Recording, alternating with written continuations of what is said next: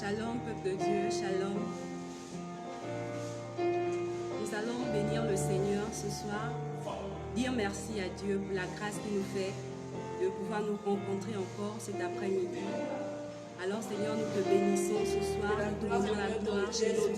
Nous voulons te bénir, Seigneur, pour ces moments. Nous voulons te bénir, Seigneur, pour ta présence de Dieu. Nous voulons, Seigneur, nous abandonner à toi. Nous voulons, Seigneur, abandonner ces moments entre tes mains, afin que toi seul tu sois au commande, afin que toi seul, Seigneur, tu sois au centre de tout ce qui va être dit, de tout ce qui va être fait, Seigneur. Nous avons besoin de ton esprit. Nous avons besoin d'être disposés. Nous avons besoin d'être connectés à toi, Seigneur, ce soir. Alors viens, Seigneur, prendre la première place dans ces moments. Oui, Seigneur, viens nous assister pleinement vers ce soir. Que la gloire te revienne. Alors, si tu es là, je te prie de pouvoir partager à un groupe, à un ami, à une connaissance. Vraiment partage encore ce soir et sois connecté également avec la présence de Dieu. Sois connecté avec le Saint-Esprit ce soir parce que tu vas être édifié. Le Seigneur va te parler. Alors pour qu'il ne te parle pas seulement à toi. Alléluia. Fidèle, fidèle, il est fidèle.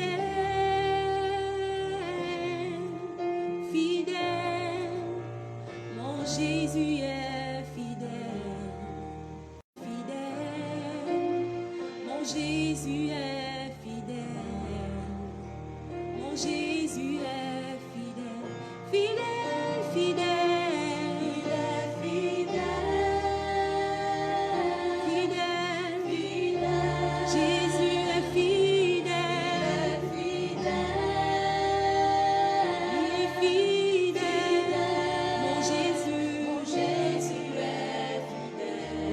Jésus, mon Jésus est fidèle. Oui, mon Jésus, est fidèle. Oh, mon Jésus, est fidèle. Oui, fidèle, fidèle, fidèle, fidèle. Il est fidèle, fidèle. Mon Jésus est fidèle, fidèle, fidèle, mon Jésus. Jésus, mon Jésus est fidèle. Oh mon Jésus, est fidèle. Oui, mon Jésus, est fidèle. Oh amour, amour, amour. Il est amour, amour, amour. Il est amour, il est amour, il est amour, amour. Mon Jésus. Jésus est amour. Oh mon Jésus, est amour. Il est amour. Mon Jésus est amour. Oh mon Jésus, est amour. Oui, spécial, spécial, spécial. Il est spécial. Spécial. Mon Jésus est spécial. Il est spécial.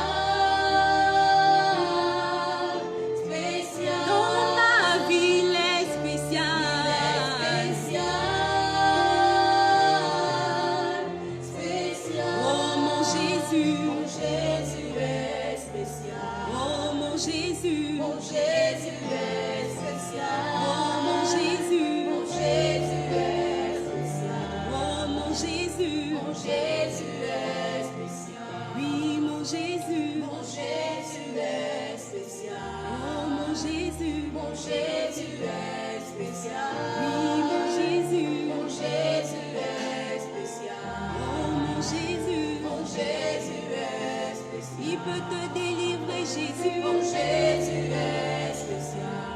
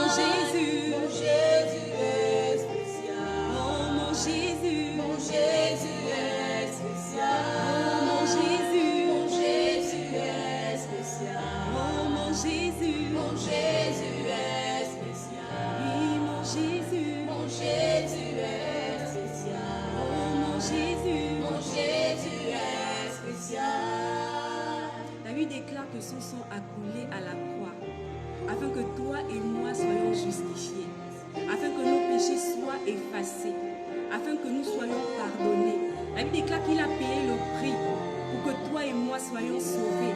La Bible déclare qu'il a pris nos malédictions, afin que toi, tu puisses vivre vraiment dans la bénédiction. La Bible déclare qu'il s'est vraiment malédiction, il s'est rabaissé, il est mort à la croix, il a laissé son trône pour pouvoir te bénir, pour pouvoir te sauver. Alors tu vas réclamer ce sang ce soir, afin que ce sang te purifie davantage, que ce sang coule sur ta vie, que ce sang te restaure, que ce sang restaure vraiment tout ce qui a été endommagé dans ta vie. Alors réclame le sang de Jésus à couler sur ta vie. Élève ta voix et prie. Prions maintenant, Nous voulons Seigneur, réclamer que ton la sang qui a présence coulé de au ton Dieu, sang, que ton sang qui a coulé à la croix, Seigneur, pour que tu sois accusé injustement.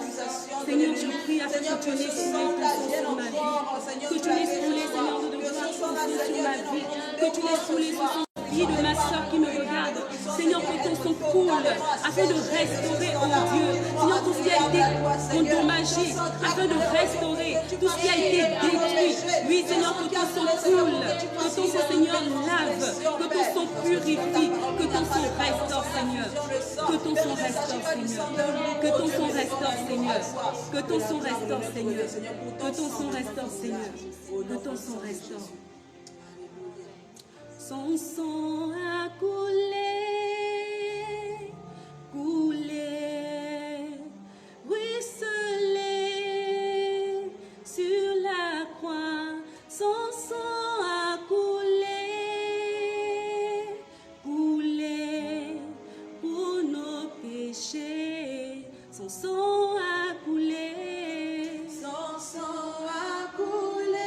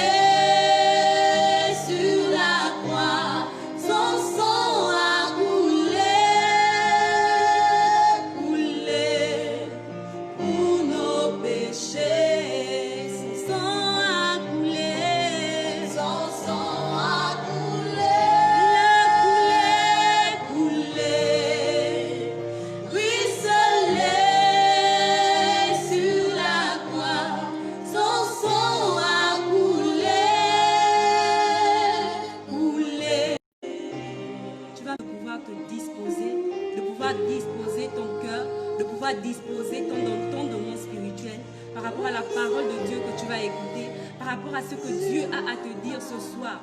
Demande à Dieu vraiment de pouvoir te toucher. Demande à Dieu de pouvoir vraiment toucher le plus profond de ton cœur. Alors élève ta voix et remets ton cœur entre les mains de Dieu afin que tu sois disposé ce soir. Élève ta voix et prie. Seigneur, Oui, Seigneur, nous te recommander. Seigneur, nous vit. Seigneur, tu nous recommandes, Seigneur, nos cœurs. Nous voulons te recommander quelque chose, Seigneur. Nous voulons que tu sois, oh Dieu, aux commandes. Nous voulons que nos cœurs soient disposés. Nous voulons que nos pensées soient tournées vers toi, Seigneur, ce soir. Nous voulons que notre entendement, oh Dieu, soit tourné vers toi. Nous ne voulons pas être distraits par quoi que ce soit, mais nous voulons que nos pensées, Seigneur, soient focalisées sur ta parole. Nous voulons que notre cœur, Seigneur, soit focalisé sur ta parole ce soir.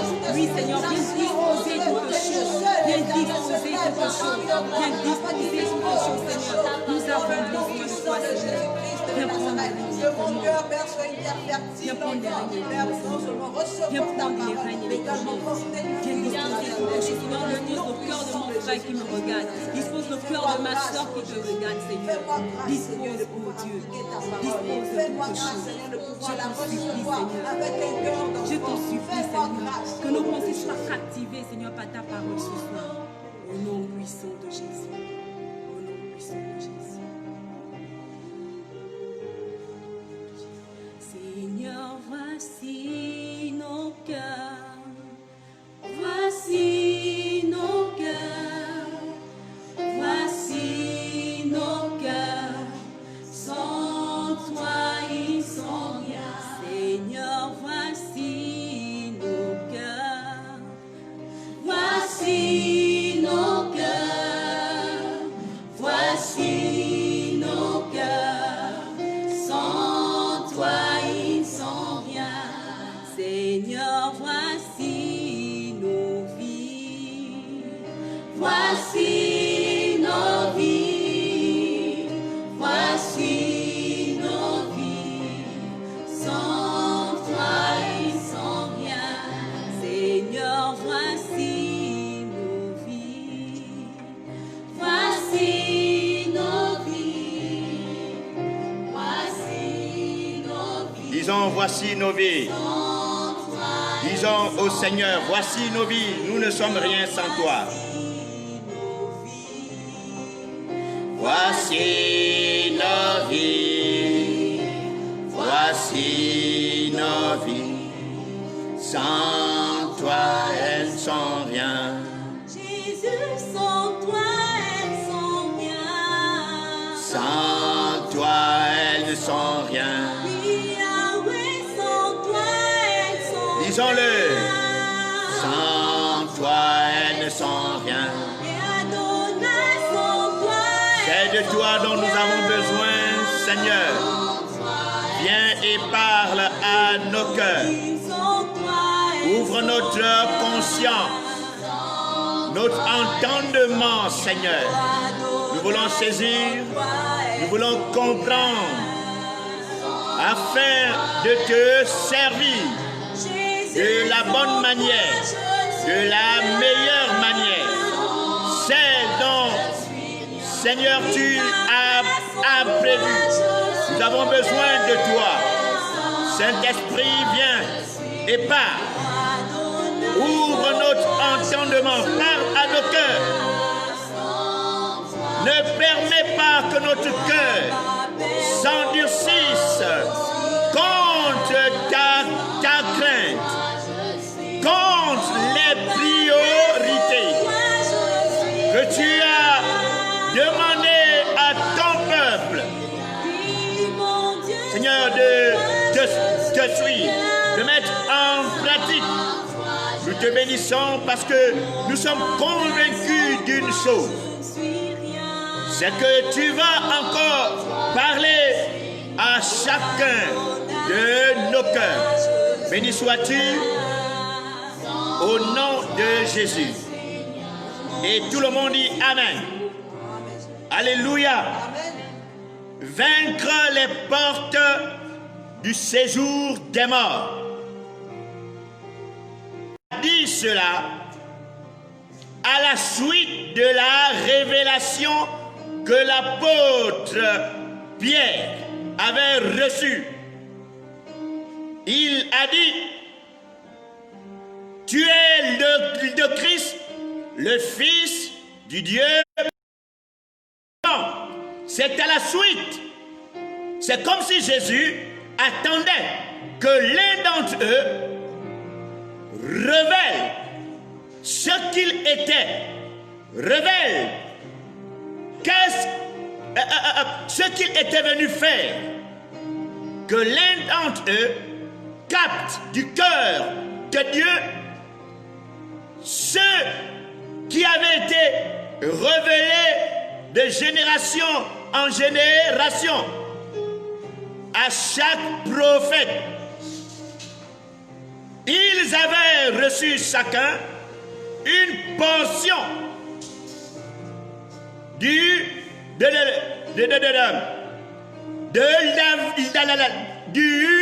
mandat de Jésus. Chacun avait dit quelque chose.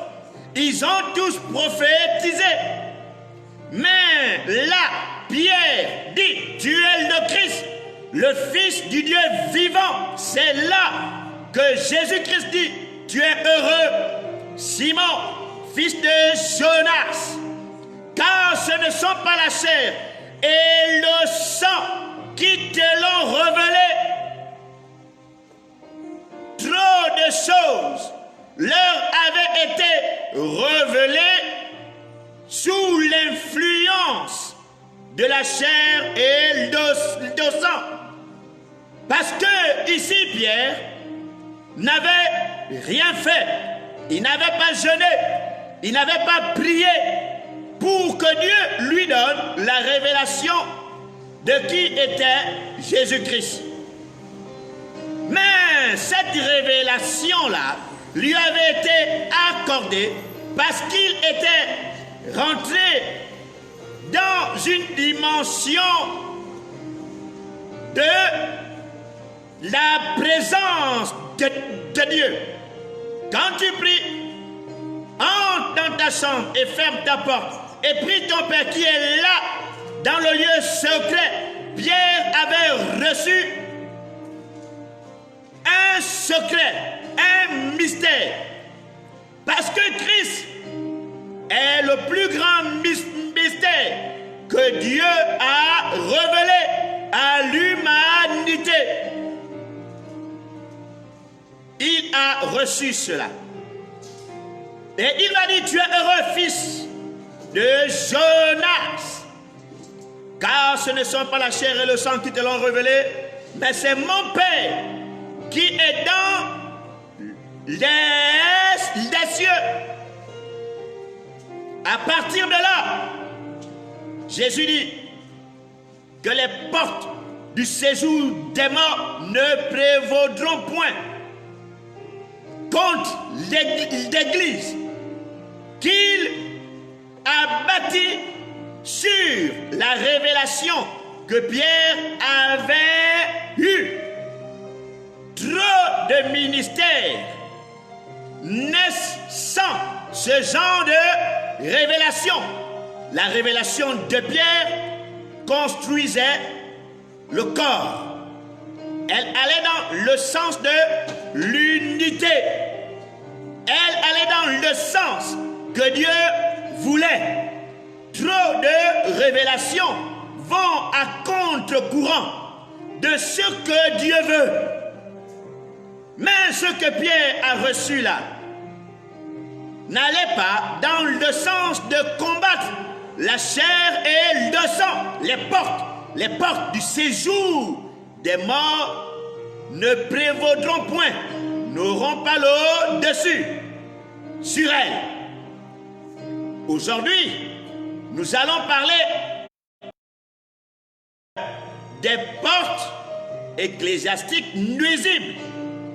De la même manière que plusieurs portes ont été ouvertes sur le plan mystique, magique et sur beaucoup d'autres plans pour influencer le monde. De la même manière, le diable est entré dans l'Église. Comprenez qu'une fois que Dieu suscite une œuvre, lorsque Dieu a suscité un mouvement, le diable viendra toujours. Il a fait avec Adam. Lorsqu'il a séduit, il a fait mention d'une partie de la révélation que Dieu avait accordée à son époux. Il lui avait dit, le jour que tu en mangeras, tu mourras. Et quand il vient, il dit, Dieu a-t-il réellement dit? Donc, il a parlé de manière à s'aimer le doute. Il a parlé de manière à faire naître l'iniquité, le péché dans ce que Dieu avait donné comme révélation à Adam. Le diable viendra toujours. Le diable s'est imposé. Lorsque Jésus avait compris qu'il fallait maintenant aller pour chercher Dieu afin de recevoir le mystère qui enclencherait son mandat, le diable est apparu au début du ministère de Jésus. C'est aussi au début de celui du premier homme que Satan a imposé sa marque. Et à partir de là, lorsque Jésus, 32 ans, pendant 29 ans, le diable ne s'est pas présenté à lui. Mais lorsqu'il s'est levé, alors le diable s'est présenté. Lorsqu'il est rentré dans ce jeûne-là, 40 jours, c'est alors qu'il a tenté Jésus. Lorsque Dieu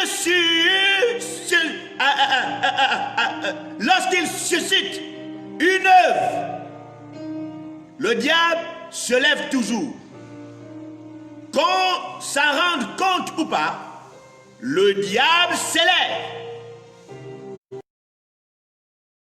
Une chose, je voudrais que chacun d'entre vous lise la parole de Dieu d'une manière différente. Parce que sans qu'on ne s'en rende compte, on s'est souvent trompé de combat. Adam, au lieu de manger du fruit de l'arbre de vie, il a mangé celui de la connaissance du bien et du mal. L'homme a été fermé à ce qui lui attendait dans la vie que Dieu avait cachée au milieu du jardin, dans celui de la dans le fruit de l'arbre de vie. En mangeant cela, il n'allait jamais connaître ni mort, ni pauvreté. Il n'allait jamais connaître de malédiction. Il n'allait jamais mourir. Donc, à partir de là, l'homme, en péchant, a ouvert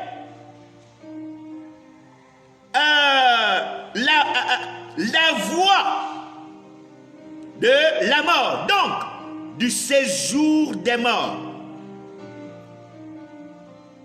Du séjour des morts. qui ont vécu sur la terre et qui ne se sont pas tournés vers Dieu. Ils sont envoyés dans le séjour des morts. Le premier humain qui meurt fut Abel. Il meurt pour avoir été tué. Cet homme-là, en mourant, est allé dans le séjour des justes, appelé le Saint d'Abraham. Tous ces deux séjours-là sont venus à l'existence parce que l'homme avait péché. Si Adam aurait mangé le fruit de l'arbre de vie, ces deux séjours n'allaient jamais exister. Le péché de l'homme a rendu possible l'existence de ces deux séjours-là. Aujourd'hui, nous allons parler autant pour moi des portes ecclésiastiques nuisibles qui s'ouvrent. Comprenez qu'une fois une porte est ouverte, elle reste ouverte jusqu'au jugement dernier. Toute mystique, magique, ésotérique et exotérique qui se sont ouvertes par alliance tissée. Toutes ces portes-là restent ouvertes. La dernière porte qui va s'ouvrir va l'être par le roi qui va monter de l'abîme. Celui qui sera à l'origine du chiffre 666. La Bible dit qu'il montera de l'abîme du séjour des morts où sont les anges déçus, appelés démons. Donc, il montera de l'abîme parce qu'il recevra son pouvoir du dragon, donc Satan.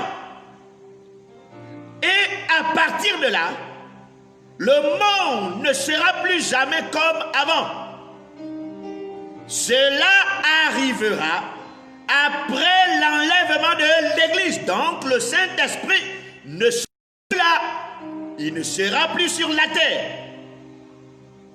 L'Église ne sera plus sur la terre. Du moins, ceux qui seront trouvés prêts. Mais plusieurs de ceux qui ne seront pas trouvés prêts, certains chrétiens seront encore sur la terre. La grande tribulation. Cette porte-là s'ouvrira par la bête. Et elle s'ouvrira parce que le Saint-Esprit ne sera plus là.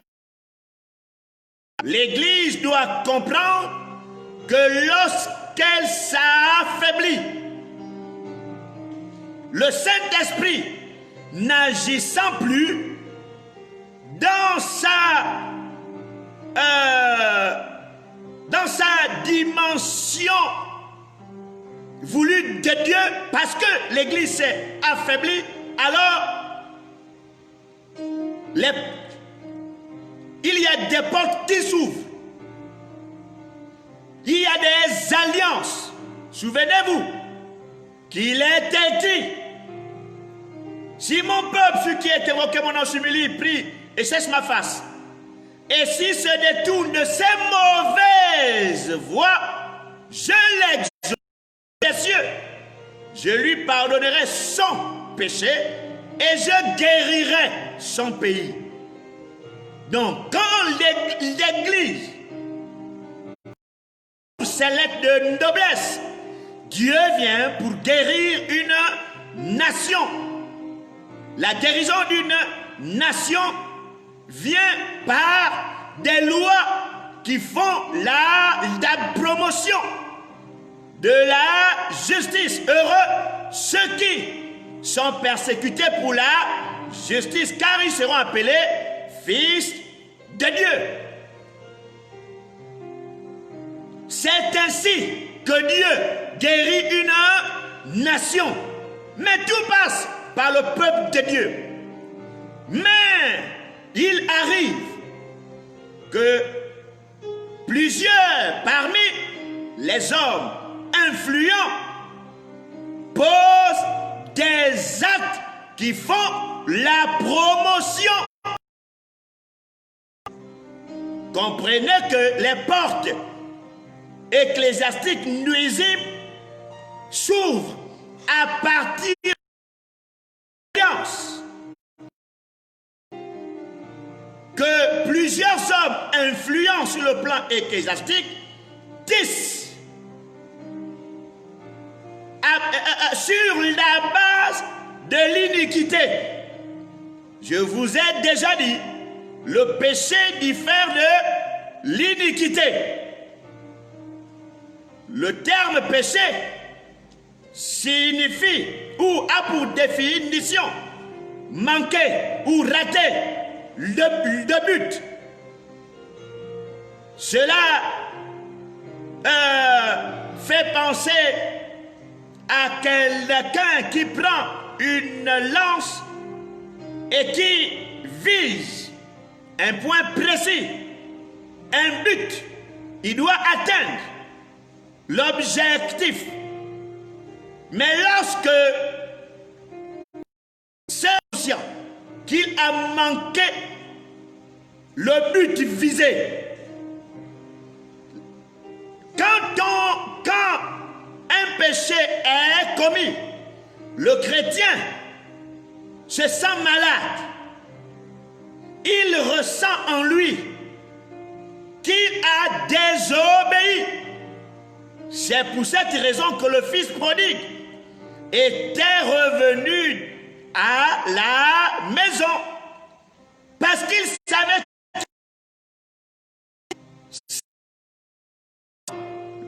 Lorsqu'on parle de l'iniquité, le terme iniquité consiste à faire ce qui est injuste, ce qui combat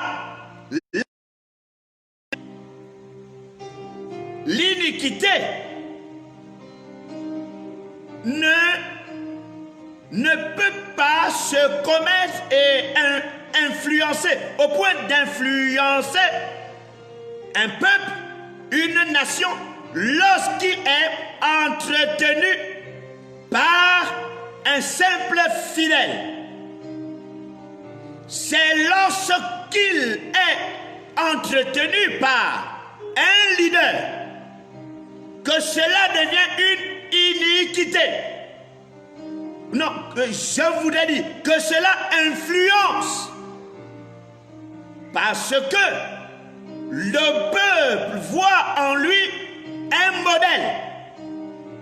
L'iniquité de cet homme finit par redéfinir la spiritualité d'un peuple qui voit en cette iniquité un acte saint, un acte qui plaît à Dieu. L'iniquité, c'est quelque chose qui est entretenu année après année, décennie après décennie, et qui devient normal. Le diable a sémé une pensée qui est devenue une pratique. Cette pratique, lorsqu'elle est faite, entretenue par une personne qui gère d'autres personnes, et généralement lorsque cette personne a un mandat qui fait de lui un leader souverain, personne ne peut l'influencer. À partir de là, sa manière de faire devient comme un acte de loi. ça devient un corpus de règles qui influencent. C'est pourquoi la Bible dit que nous devons être des modèles. Parce que celui qui n'est pas un modèle influence. Et le peuple est amené à imiter leur leader. L'iniquité est dangereuse. Jésus va dire, beaucoup vont lui dire, n'ai-je pas fait des miracles, n'ai-je pas prophétisé, n'ai-je pas. Mais il va leur dire, retirez-vous de moi, ouvriers d'iniquité. Ils ont œuvré, donc c'était devenu un style de vie. Je ne vous ai jamais connu. Mais parce qu'ils voyaient les signes, les prodiges et les miracles, ils ont donné l'impression de connaître Dieu. Et cela a amené le peuple à s'attacher davantage. À partir de là, un peuple est condamné. Dieu punit l'iniquité des pères. Pourquoi? Parce que c'est devenu un style. Quelque chose qui n'est plus regardé comme mauvaise. C'est un acte ignoble, mais qui est pris pour une vertu, une valeur. À partir de là, le peuple se retrouve être détruit. Et il est important que chaque chrétien, que chaque pasteur comprenne que nous avons un rôle plus divin que celui des hommes, que celui de Pierre, de Paul, de l'Église primitive. Notre rôle, le rôle de l'Église, à cette époque est beaucoup plus difficile. Il est important que l'on rentre de la bonne manière dans le dernier cycle qui va préparer l'Église pour l'enlèvement. L'iniquité qui est aujourd'hui générale dans le monde, dans la majeure partie de l'Église, est le fait qu'on a tué l'expression des 5 ministères. On a tué cela dans le corps de Christ.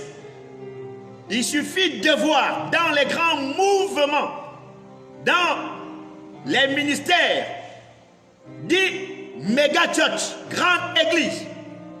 Vous allez voir, il n'y a que des pasteurs, des pasteurs. Si quelqu'un vient et qui dit qu'il a reçu une parole, on l'étouffe. Et cette iniquité-là a détruit plusieurs appels. Il est important de comprendre qu'on ne doit pas déplacer la borne. Dit que Dieu a établi les 5 ministères pour le perfectionnement des saints. L'iniquité aujourd'hui nous amène à perfectionner l'Église sans les 5 ministères. Et il y a plusieurs sortes d'iniquité. Plusieurs. Je dis bien plusieurs. Un nombre incalculable. Et ces iniquités-là, où ont ouvert des portes nuisibles dans l'Église, ce n'est pas par alliance avec des puissances occultes que ces portes-là s'ouvrent. Non. Je voudrais nous parler d'un homme appelé Salomon. Salomon était le fils héritier de David. Il avait hérité le trône. Il a impacté. Il a été un des rois emblématiques d'Israël. Mais cet homme, dans 1 Roi chapitre 11, à partir du verset 1, la Bible nous dit qu'il a aimé des femmes étrangères. Il a épousé 700 princesses et 300 qui faisaient 1000. Les alliances sont tissées à partir des péchés commis de manière à impacter l'histoire. Jamais dans l'histoire de ce peuple-là, un roi n'avait eu autant de femmes. Donc, ce qu'il a fait était un choc. Ça choquait le peuple. Lorsque un homme a marqué l'histoire, tout en faisant l'apologie de l'iniquité, à partir de là, des portes nuisibles s'ouvrent. Et ces portes-là ne se referment plus. Salomon a aimé ces femmes au point de prier, au point de faire du Dieu de ces femmes-là, ou des dieux de ces femmes-là, ses dieux.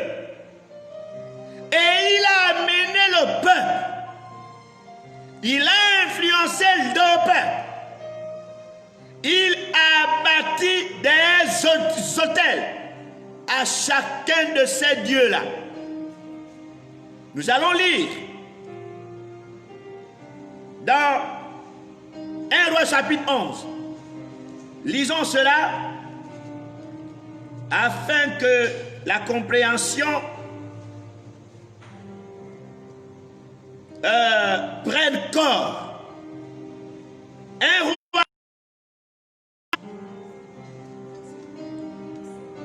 À partir du verset 1, je vais demander à Félicie de lire. 1 Roi 11, oui. 1 Roi 11 au verset 1.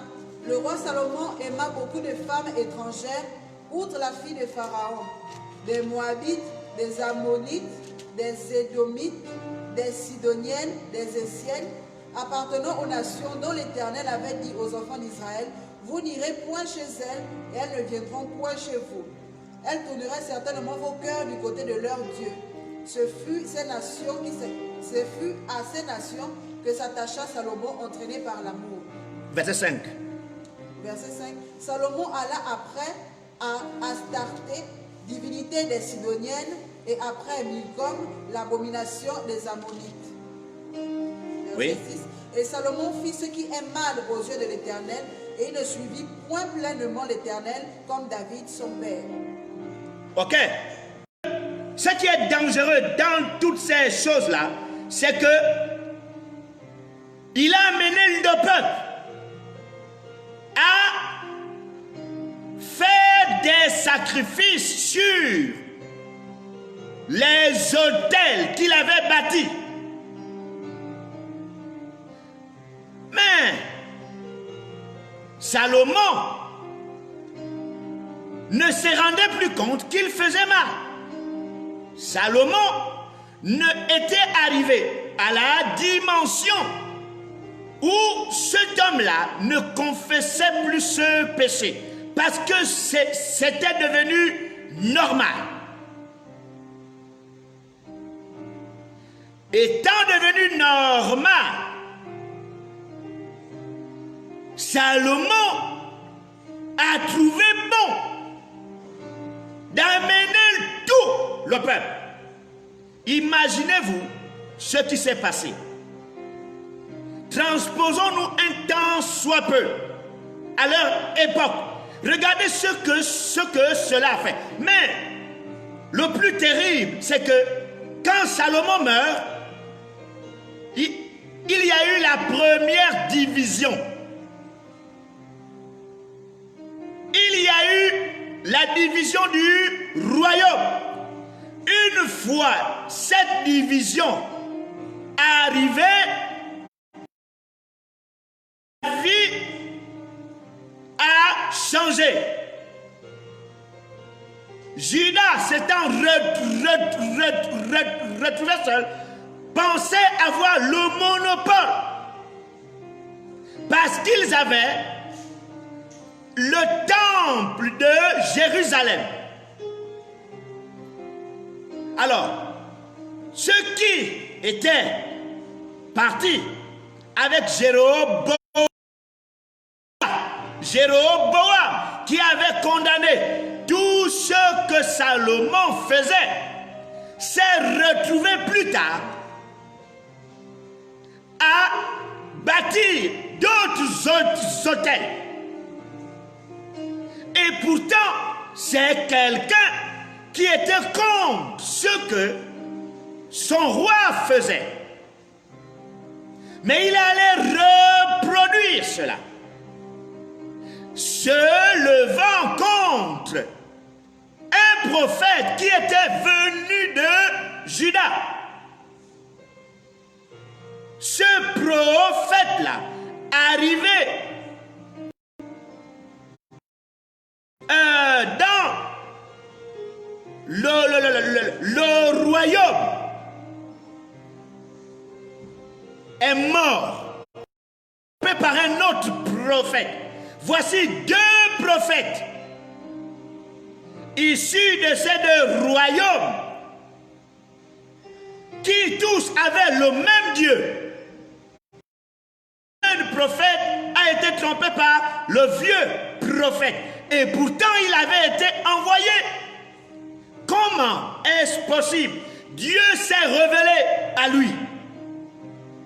Lorsqu'il arrive, le vieux prophète s'est rendu compte que ce jeune-là avait la chose même de Dieu.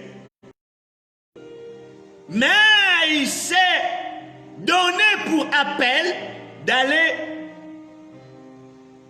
tromper. Et ensuite, la mort s'en est suivie. À partir de là, les choses n'ont plus jamais été comme avant.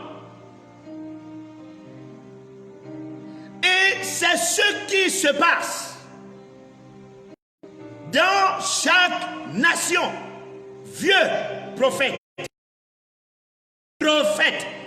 ou encore les jeunes se lèvent contre les vieux.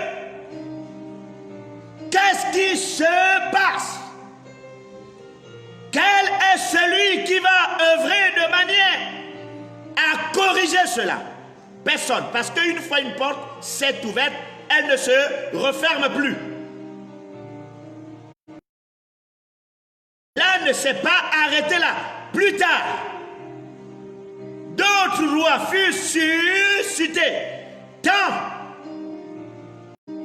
la Bible dit que plusieurs ont, mais ils n'ont pas pu faire disparaître les hauts lieux.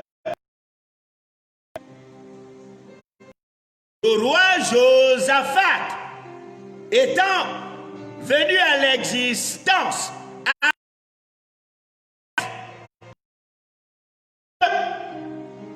mais quand il meurt, son fils a à nouveau construit d'autres hauts lieux. Et à chaque fois, c'était ainsi. À chaque fois, c'était ainsi. Le tout dernier roi que Dieu avait suscité de manière à faire disparaître les hauts lieux, c'était le roi Josias. Il avait fait un travail intéressant. Mais ces hauts lieux-là, lorsque il a transformé l'eau, à sa mort, son fils a été pris.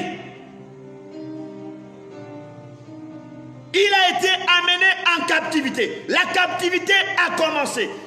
Écoutez, les hauts lieux bâtis par Salomon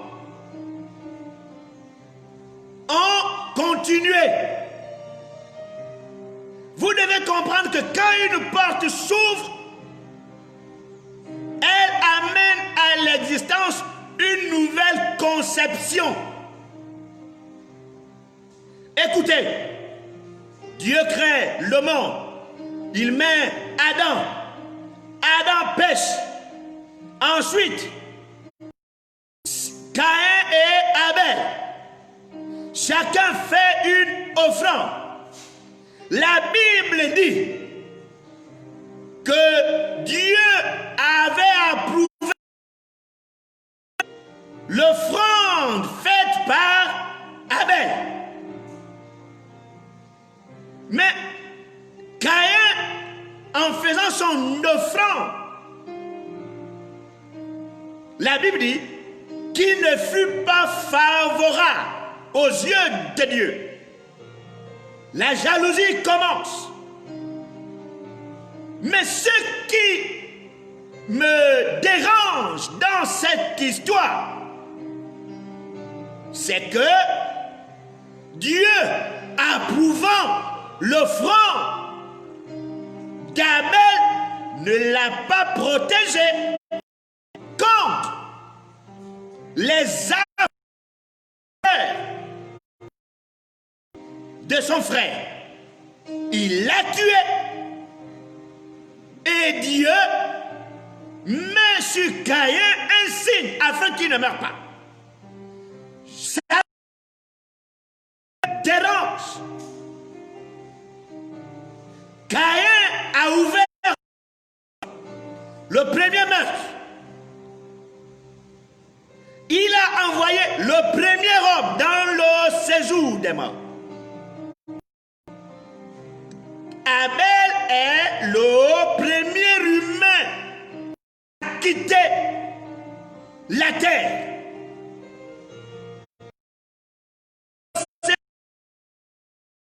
Et son sang a crié.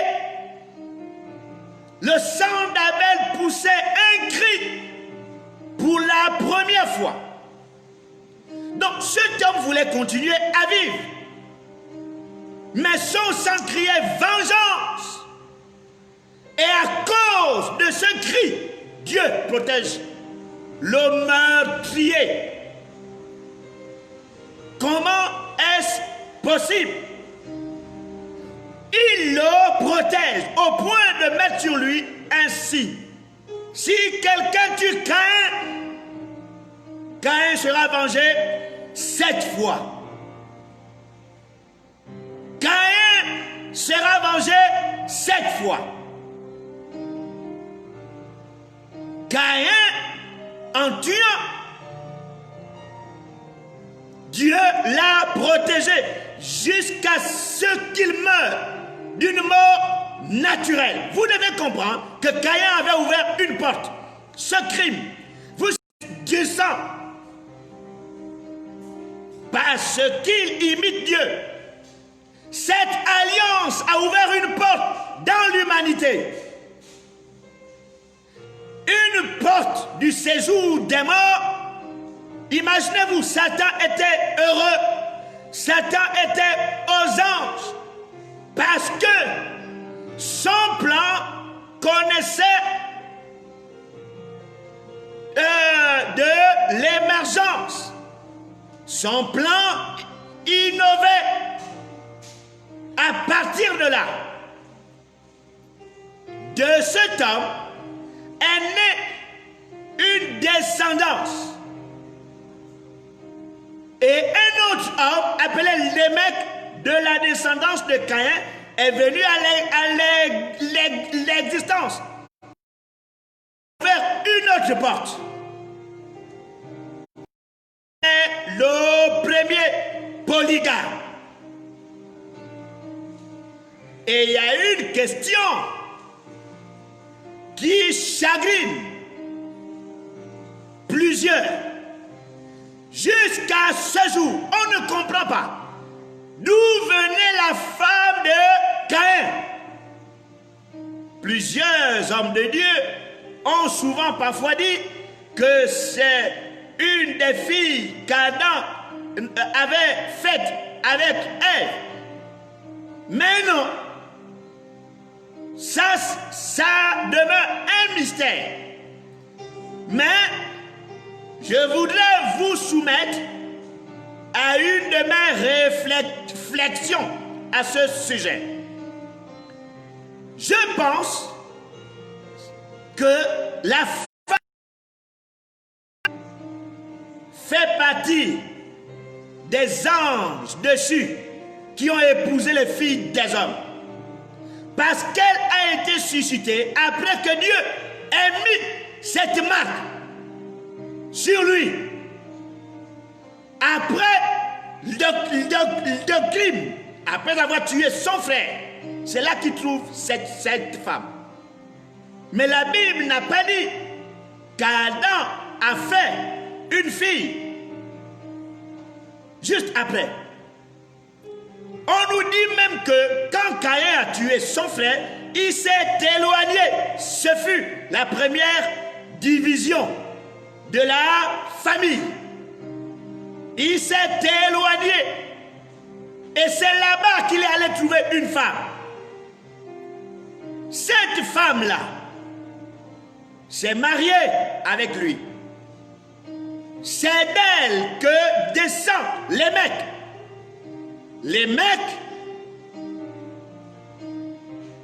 a aussi tué. Donc, cette porte étant ouverte dans cette famille, a amené aussi les mecs à tuer. Et celui-ci va dire, Caïn a été vengé 7 fois, alors les mecs sera vengé 77 fois 7 fois. Il est le premier polygame.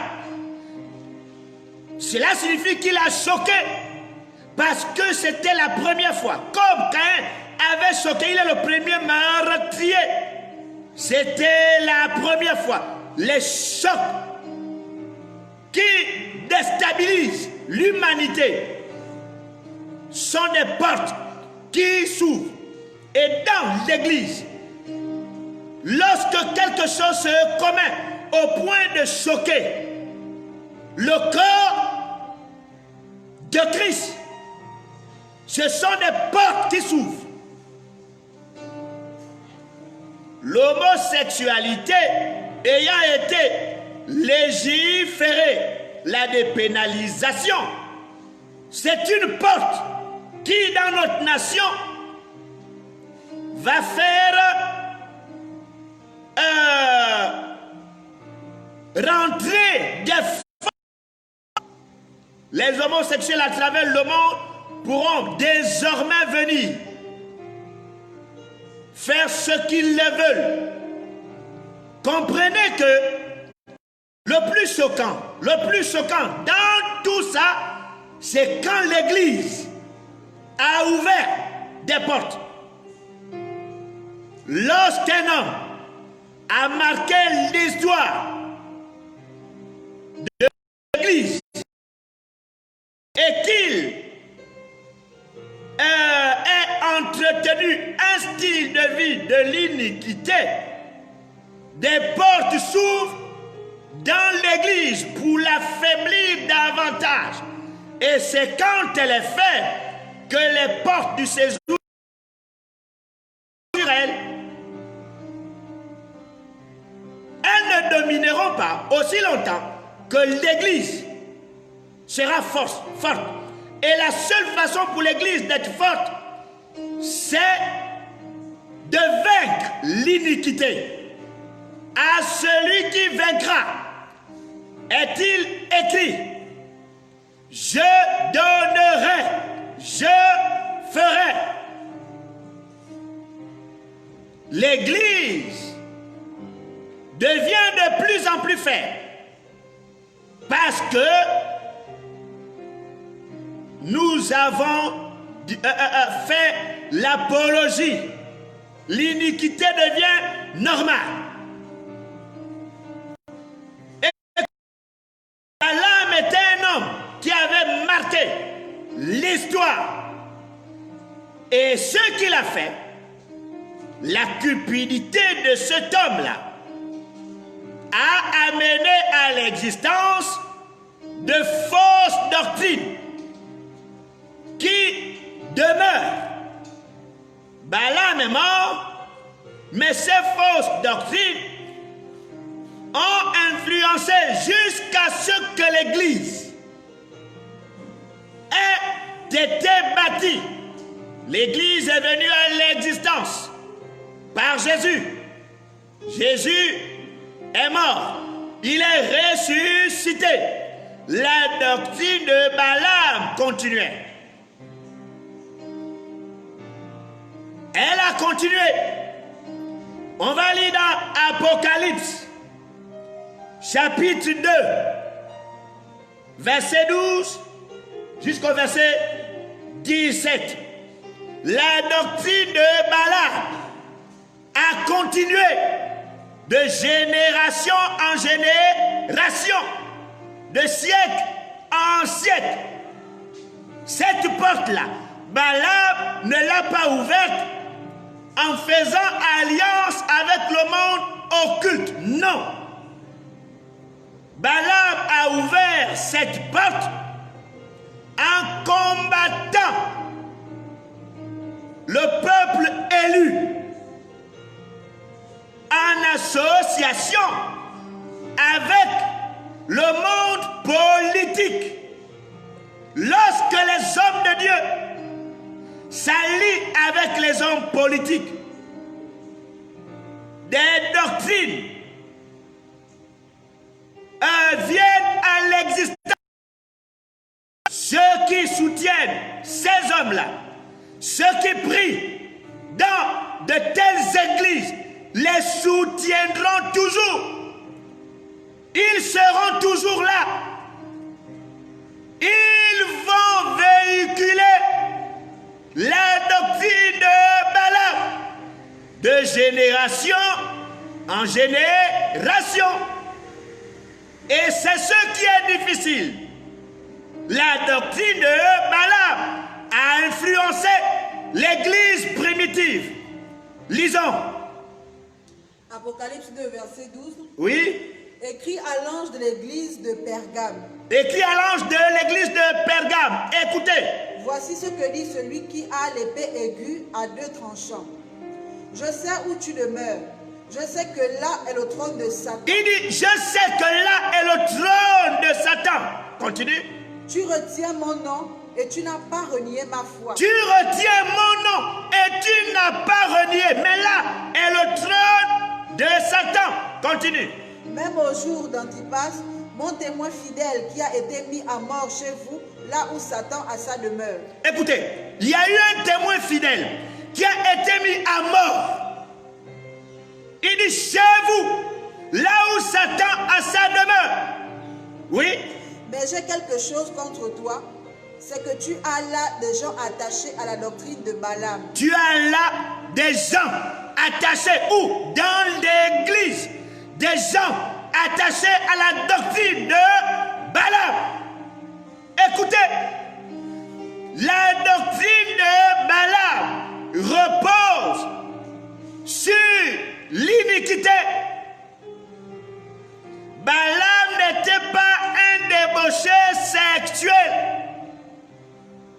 Trop de pasteurs, trop d'églises pensent que la sanctification, c'est ne pas coucher des femmes. Mais la Bible dit qu'il y avait le trône de Satan là. Ce trône-là n'était pas dans cette église parce que les hommes de Dieu avaient fait des alliances avec le monde occulte. Non. Mais dans de telles églises, on est convaincu que le Saint-Esprit se déploie dans toute sa puissance. Balaam était un prophète. Balaam prophétisait. Mais le trône de Satan, écoutez, comment entend prophétiser au nom de Jésus. Dans une église où est le trône de Satan, dans une église où le pasteur n'est pas rosicrucien, ce n'est pas un franc-maçon, et c'est encore grave. Quand des hommes de Dieu intègrent des sectes pernicieuses, mais à partir de là, dans ce texte-là, on nous parle du trône de Satan, sans que ces derniers-là n'aient été attachés aux sectes pernicieuses. Cette porte existe. À leur époque, elle existait. Dans un autre texte, toujours adressé à l'église, on nous parle de Jézabel, morte depuis longtemps. Mais Jézabel a continué à exister de par un esprit qui a continué à influencer l'église. Jézabel était une femme.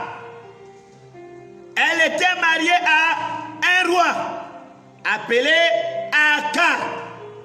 C'était la femme d'Akab qui a existé à la même époque qu'un des plus grands prophètes d'Israël, appelé Élie.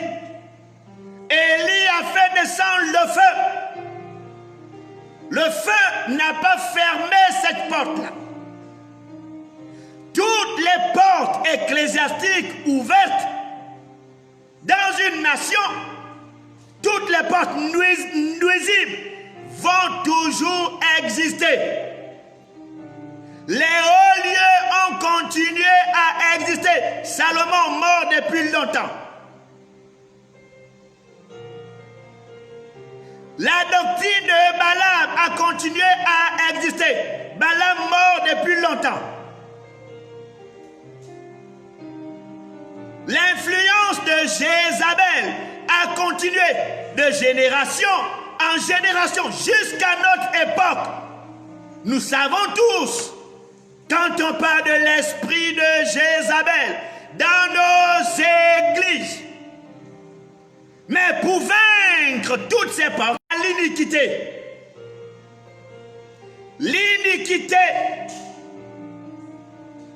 influence l'église. Regardez un peu d'autres portes qui se sont ouvertes aujourd'hui pour que l'on prie pour un malade. Il doit forcément payer la consultation. C'est une porte ouverte qui ne peut plus se fermer. Quels que soient les enseignements, quels que soient les hommes puissants que Dieu va susciter, toutes ces choses-là existeront. Et c'est au milieu de toutes ces choses, de toutes ces influences néfastes, que l'Église doit impacter. Que faire? Premièrement, non à l'iniquité. L'iniquité n'est pas un péché précis que l'on va dire c'est le péché du sexe. Non. Mais c'est quand on pose un acte. La cupidité pour Balaam était une iniquité. Tout a commencé là. Pour que plus tard, il soit amené à enseigner à Balak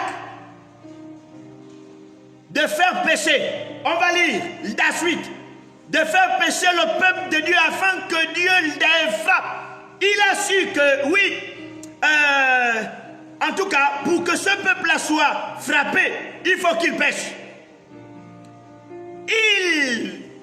Écoutez bien, il était pleinement conscient. Oui. Tu as là des gens attachés à la doctrine de Balaam. Tu as là des gens attachés à la doctrine de Balaam. Qui enseignaient à Balak à mettre une pierre d'achoppement devant les fils d'Israël pour qu'ils mangeassent des viandes sacrifiées aux idoles et qu'ils se livrassent à l'impudicité.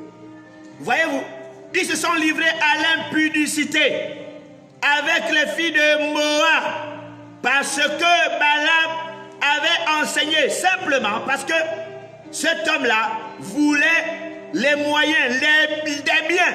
Combien d'hommes de Dieu font des alliances avec les politiciens pour nuire le peuple de Dieu?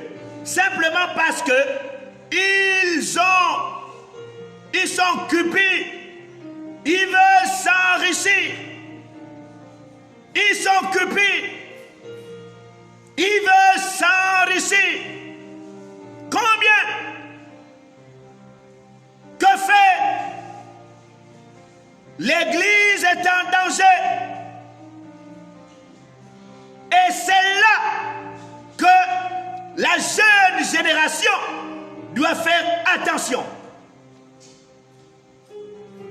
Attention. En faisant attention, il faut être sage.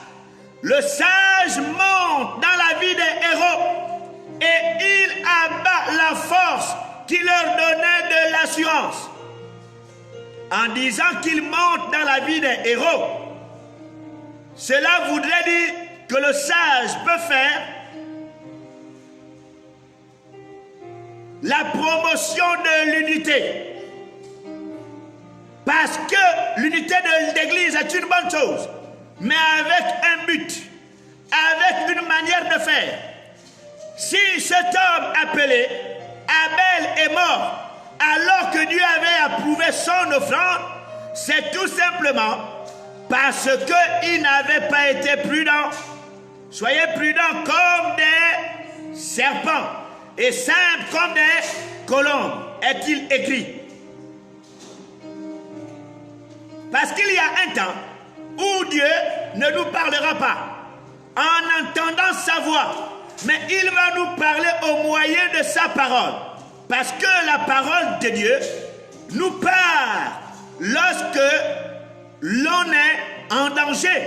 Mais elle parle uniquement au cœur de celui qui se détache de l'iniquité. Balaam ne s'est pas détaché de son iniquité. C'est pour cette raison, quand Dieu vient parler à cet homme par le canal, de là, il continue sa route. Nous avons à persévérer. Nous avons à persévérer. Mais la Bible nous parle de persévérer de la bonne manière. La persévérance à bien faire. Alléluia. Amen. La doctrine de Balaam. La doctrine de Balaam. Mais écoutez, le peuple est allé en déportation. Mais après cela, il est arrivé que Dieu a sorti le peuple. Mais avant qu'il ne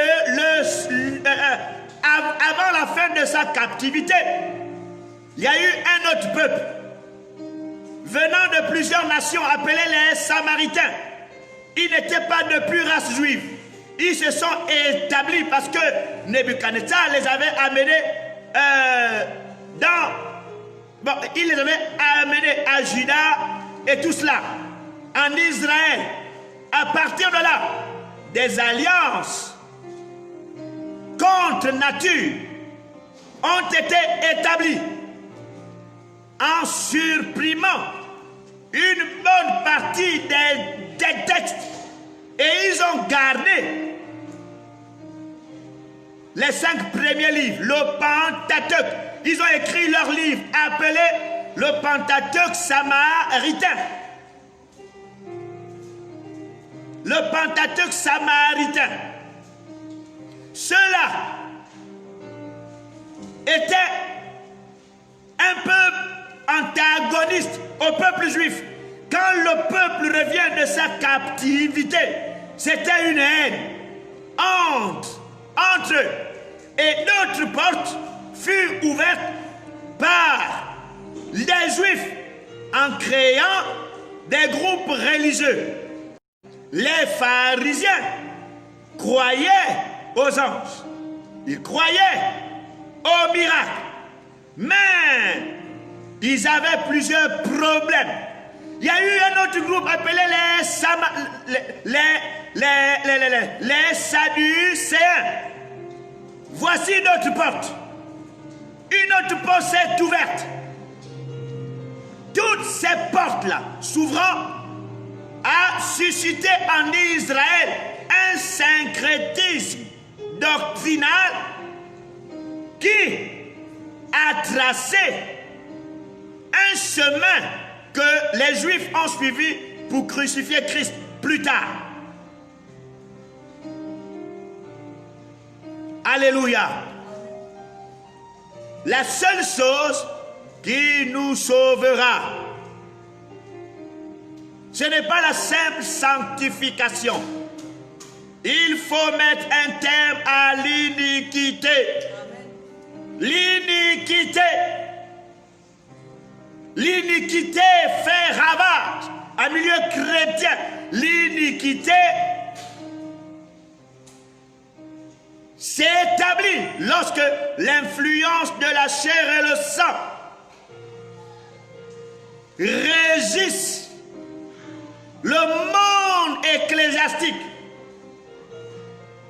C'est à cause de la chair et le sang que naissent les divisions, les jalousies, les mésententes, le complexe de supériorité. Bref, il y a un nombre incalculable d'iniquités. L'argent, la prospérité, maman influence l'Église. Certains ne vont pas après des hommes politiques parce qu'ils veulent devenir riches, mais ils se laissent influencer par la doctrine selon laquelle, il faut faire payer les entretiens. Il faut faire payer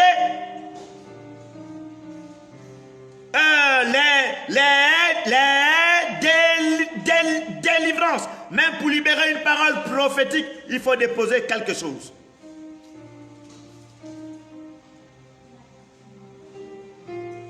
Nous avons à faire un travail. Ôter l'iniquité. Ôter l'iniquité. La cupidité est une iniquité pour plusieurs. Ce n'est plus mal que des croquets. Ce n'est plus mal. C'est devenu normal. Et il a dit, quand l'abomination sera établie en lieu saint, que celui qui y fasse attention. Qu'il fasse attention. Et l'abomination est établie à partir de l'iniquité. L'iniquité ouvre un boulevard à l'abomination, au sacrilège. Ainsi de suite. C'est à partir de là. Salomon a commencé par l'amour des femmes. Simplement. Et après, ça a ouvert la voie au fait qu'il se soit allié aux dieux étrangers. Et après, il a imposé au peuple à suivre la même voie que lui.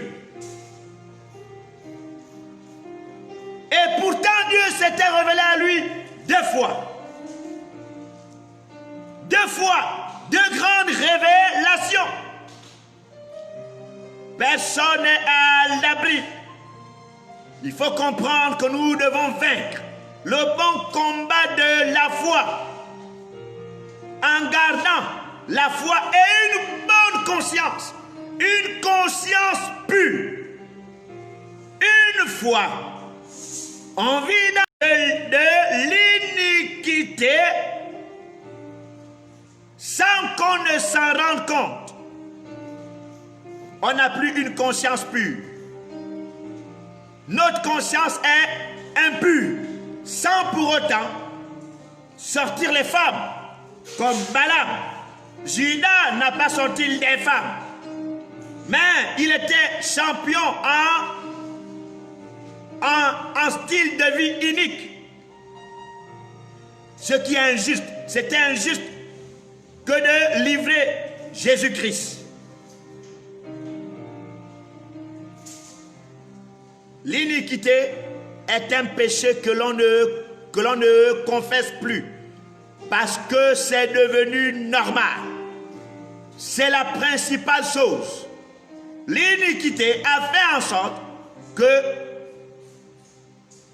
tous les groupes religieux de l'époque de Jésus ont fait alliance pour livrer Jésus. Et cette alliance est confortée lorsque le souverain sacrificateur a prophétisé. Ils étaient tous d'accord. Ils ont tous accepté cette prophétie-là. Et la prophétie, quand elle vient, on se sent grandi. On se sent en règle avec Dieu. On se sent en accord avec la divinité.